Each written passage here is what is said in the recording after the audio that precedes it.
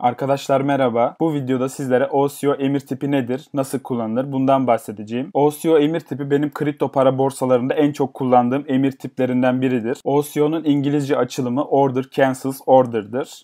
Türkçesi ise ikili emir veya diğerini iptal et olarak tanımlanabilir. Şu anda Binance borsasının ana ekranındayız ve OCO emirleri uygulamak için alsat ekranına geçelim. Bu alsat kısmında klasik kısmını seçiyoruz. Ve buradan hangi coin'e uygulamak isterseniz onu seçeceğiz öncelikle. Ben bugün Ethereum ile işlem yapmak istiyorum. ETH'yi yazdım ve Ethereum'u seçiyorum. Şimdi Ethereum üzerinde OCO emirlerin uygulanması hakkında konuşacağız. Sayfayı aşağı doğru kaydırdığınızda 3 adet emir tipini göreceksiniz. Birincisi limit emir, ikincisi piyasa emir, üçüncüsü ise stop limit emiridir. Stop limit kısmında şu butona elinizle geldiğinizde stop limit ve OCO seçeneği var.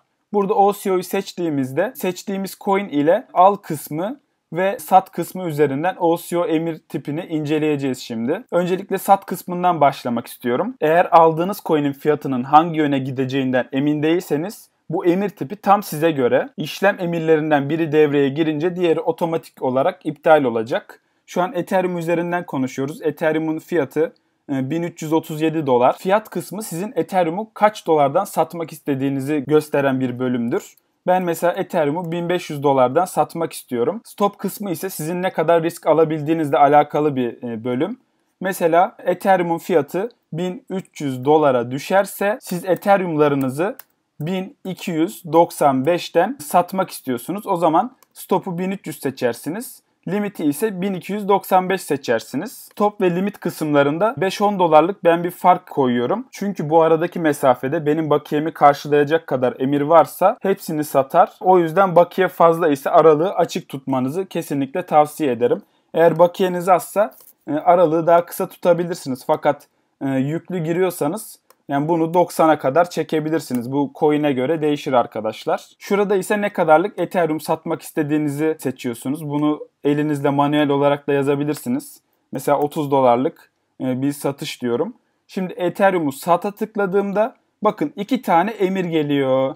Biri piyasa yapıcı limit emir, biri de zararı durdur limit emiri. Bunlardan hangisi önce gerçekleşirse o emir direkt alacak, diğeri de iptal olacak. Zaten OCO'nun Türkçe anlamlarından biri de diğerini iptal et olarak Türkçe'ye çevirmiştik videonun başında. OCO'nun sat kısmı böyle. OCO'nun al kısmına geçelim şimdi arkadaşlar. Şimdi ise Ethereum'un al kısmındayız. Ethereum fiyatı 1336 dolar. Mesela şu anda bana Ethereum fiyatı yüksek geldi.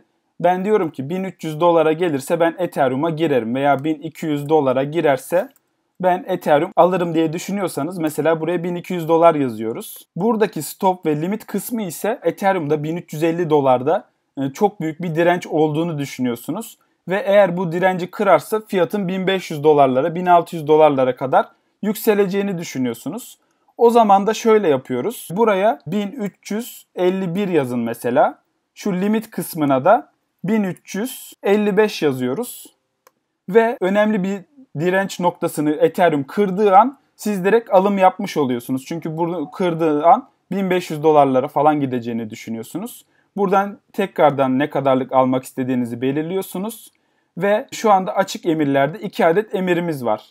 Bu Ethereum al dediğimde bakın şu anda Ethereum üzerinde 4 tane emir vermiş bulunmaktayız. 2 tanesi al kısmında, 2 tanesi ise sat kısmında. OCO emir tipleri borsada her zaman kullanmanız gereken emir tiplerinden biri. Biz traderlar için çok kullanışlı bir özellik. Bu özelliği kullanmanız için size bu videoyu çekiyorum. Bunları da iptal etmek isterseniz şuradan iptali seçebilirsiniz. Bakın direkt iptal oldu ve iptal oldu. Bu kadar basit arkadaşlar. Ben özellikle OCO'nun sat kısmını çok kullanıyorum.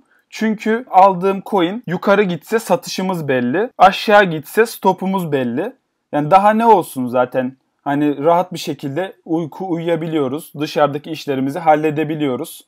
Stressiz bir al-sat yapabiliyoruz. OCO emir tipleri bu şekilde. Umarım sizlere faydalı, öğretici olmuştur.